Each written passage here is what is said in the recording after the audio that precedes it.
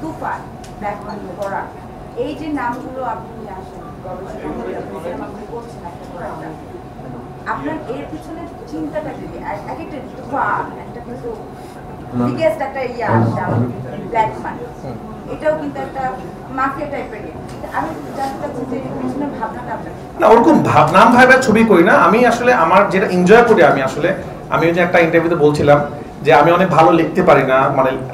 ফেসবুকে লেখা যেটা বলেন অথবা আমি পলিটিশিয়ান না অনেক ভালো বক্তব্য দিতে পারি না আমি সিনেমা বানাতে পারি তো আমার যুদ্ধটা হলো সিনেমা দিয়ে যুদ্ধ বা ওয়েব সিরিজের যুদ্ধ আমি যেই কথাটা বলতে চাই আমি একটা সিনেমা বানিয়েছি যেটা অলরেডি ব্যান হয়ে গেছে অমীমাংসিত সামনে হয়তো আসবে আপনারা দেখতে পাবেন সেটা বাংলাদেশ ওটা আমার একটা প্রতিবাদ স্বরূপ সিনেমা ছিল যে আমি সিনেমা বানাতে পারি আমার সিনেমার মাধ্যমে আমি আমার মনের কথাটা তুলে নিয়ে আসি আসলে তো ব্ল্যাক মানি এমন একটা জিনিস যেখানে হয়তো অনেক হাসবেন আপনারা অনেক কিছু দেখবেন বাট একটা মেসেজ পাবেন আপনারা যেটা বাংলাদেশের খুব ইম্পর্টেন্ট মেসেজ আমি আবার ওই সময় বলছিলাম ব্ল্যাক মানি বাংলাদেশে কোটি কোটি টাকা পাচার হয়ে গেছে আপনারা জানেন যে টাকাটা বাংলাদেশে থাকলে বাংলাদেশ আরো ভালো অবস্থায় থাকতো তো এই যে ব্ল্যাক মানি যেভাবে করে হয়েছে যে টাকাটা আসলে মানুষের ছিল আমাদের দেশে অনেক ক্ষতি হয়ে গেছে তো আমার কাছে মনে হচ্ছে এইরকম একটা জিনিস নিয়ে আমরা আসলে বানাতে পারছি না আমার কিন্তু নামটা মশির ভাই দিচ্ছে যে এই গল্পটার নাম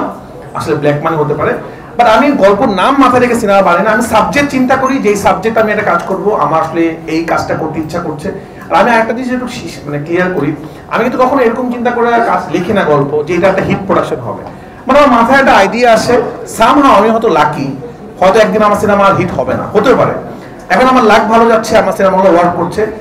কেউ কোনো ডিরেক্টর পৃথিবীর এরকম গল্প লিখতে পারে না যে এটা একটা হিট গল্প বা এটা একটা হিট গান আমার লাক ভালো যাচ্ছে আপনারা হয়তো দোয়া করছেন আমি পরিশ্রম করছি আমি অনেক পরিশ্রমী এই জন্য হয়তো দর্শক আমাকে কাজগুলো পছন্দ করছে বাট আমার কাছে মনে হচ্ছে প্রথম ওয়েব সিরিজটা আমি এমন ভাবে বানাবো যেটা মানুষ দেখলে ভাইয়ের মতো চমকে যাবে এবং ওয়ার্ক করবে তো বাট একটা কথা বলতে পারি ব্ল্যাক মানি দেখা শুরু করলে আপনারা শেষ করতেই হবে আপনাদেরকে এবং আপনারা আমি চ্যালেঞ্জ দিয়ে বলতে পারবো শুরুতে যেটা ভেবে আপনারা সিরিজটা দেখবেন এন্ডিং এ যে আপনারা চেঞ্জ হবে এই চ্যালেঞ্জ আমি দিতে পারি আপনার সাথে থ্যাংক ইউ কিন্তু সেটা যদি ওই কারো টাকার সাথে যদি আমাকে সামনে সঙ্গে তাহলে কিন্তু সবাই ধরবে ইউ গট দ্য মানি তোমার কাছে সব টাকা আছে so we are going to find it out সবাই মিলে ধরবে তখন আমাকে so it will be difficult for me thank you আগুন প্রশ্ন আছে আমার প্রশ্ন রাফি ভাইয়ের কাছে হ্যাঁ আচ্ছা তানিম পূজা বলতে সব প্রশ্ন আমার কাছে কেন সব এরপরে প্রশ্ন অন্য কেউ হয়তো করবে রাফি ভাই মানে এই প্রজেক্টে আসলে পুরো চ্যানেলকে কাজ করার পিছনে কোনো বিশেষ কারণ আছে কিনা দ্বিতীয় কোশ্চেন হচ্ছে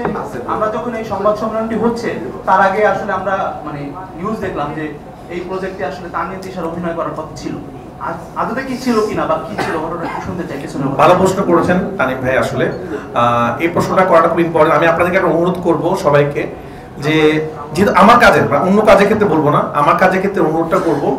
যে আমি কিন্তু সবসময় কাজের আগে জানিয়ে দিই আমি কার সাথে কাজ করছি তো আপনারা অনুমান করে বিশ্বস্ত সূত্রে খবর দিবেন না কারণ কি হয় খবর দিলেটা কি হয় অথবা আপনি একটা নিউজ ছাড়েন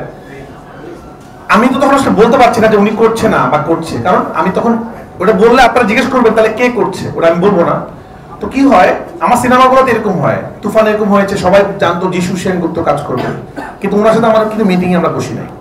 একটা ডিরেক্টর একটা সিনেমার আগে অনেকের সাথে বসে একটা সিরিজের আগে বসে একজনের সাথে কাজটা হয় একজনের চুক্তি হয় কাজ হয় তো আপনারা দেখেন ওই যে নিউজটা ভাইরাল হয়েছিল আমাদের পক্ষ থেকে কিন্তু আমরা কোনো স্টেটমেন্ট দিই নাই যে অমুক থাকছে আমি এই সিরিজের আগে অনেকের সাথে বসতেছি শুধু এই সিরিজ নিয়ে না আমার সামনে সিনেমা আসতেছে যার নাম বলেছেন তিশা উনি অনেক গুণী অভিনেত্রী এবং উনি এখনো সিনেমা করে নাই বা আমি চাবই অবশ্যই আমার কোনো সিনেমাতে তিশা থাকুক কারণ আমি তিশাকে লঞ্চ করি তো অনেক কিছু এর সাথে প্ল্যান চলছে অনেক কথা হচ্ছে ব্যাটা বলে যার সাথে মিলে তার সাথে আমরা কাজ করি নিউজটা ফ্ল্যাশ হয়ে গেছিল কিভাবে জানি নেগেটিভ ভাবে তো সেই জন্য হয়েছে তো এটা উত্তরটা আমি দিতে পারবো না কারণ আমরা যদি স্টেটমেন্ট দিতাম যে আমরা ওনাকে নিয়ে কাজ করছি তাহলে আমরা আসলে অনেকের সাথে কথা বলি আমাদের ব্যাটা বলে যার সাথে মিলে তার সাথে কাজ হয় বাট এই প্রজেক্টটা আমার কাছে মনে হয়েছে পূজা পারফেক্ট পূজার জন্য বা তিশার সাথে আমার কাজ করার খুব ইচ্ছা আমি আশা করবো খুব তাড়াতাড়ি হয়তো তিশার সাথে আমার সিনেমা হবে ইনশাআল্লাহ থ্যাংক ইউ তানিম এখন সবাই পূজাকে প্রশ্ন করে পূজা মন খারাপ